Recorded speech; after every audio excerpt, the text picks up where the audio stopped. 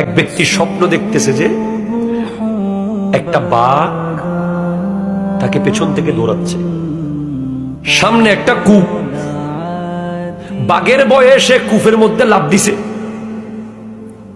দেখে কূপের ভিতরে সাপ বসে আছে।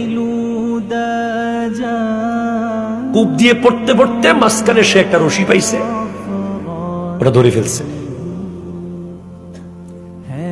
রশি পাওয়ার পর ওই রশি যেখানে ধরছে ঠিক সেই জায়গায় দেখে একটা মৌমাছির বাসা, মধু আর মধু।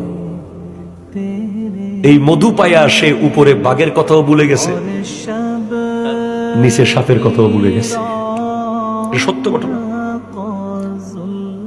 এরপরে কিছুক্ষণ পর সে দেখে যে সে সব বলে মধু খাওয়া শুরু করছে, রশি ধরে আছে আর মধু খাইতে আছে।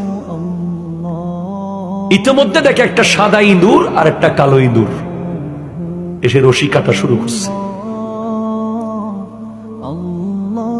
এখন যেই মাত্র রশিটা শেষ মুহূর্তে গেছে গা, এখন পড়বে, ঠিক নিচে পড়ে যাচ্ছে, তার ঘুম ভেঙে গেছে। এবার সে ইমাম গাজালির দরবারে গিয়ে বলে, হুজুর আমি এটা কি দেখলাম? ইমাম গাজালি যিনি ৫ম শতাব্দীর মুজাদ্দিদ, যার বই পড়ে পড়ে এখনো আমেরিকা ইউরোপে মানুষ মুসলমান হয়,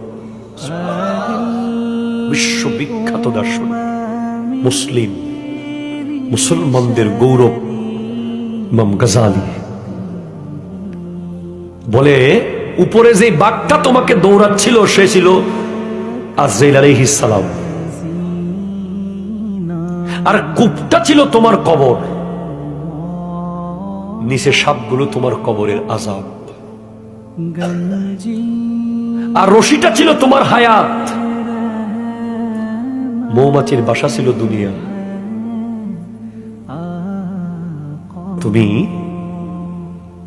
মধুর বাসা দেখে মানে দুনিয়ার পেয়ে তুমি উপরে বাঘের কথা তথা আজরাইল আলাইহিস সালামের কথাও ভুলে গেছো, নিচে সাপ তথা কবরের কথাও ভুলে গেছো। হুজুর সাদা ইঁদুর আর কালো ইঁদুর গুলো কি ছিল? সাদা ইঁদুর দিন, কালো ইঁদুর রাত। রাত দিন রাত দিন করে তোমার হায়াত চলে যাচ্ছে। যেই মাত্র তুমি মারা যাবে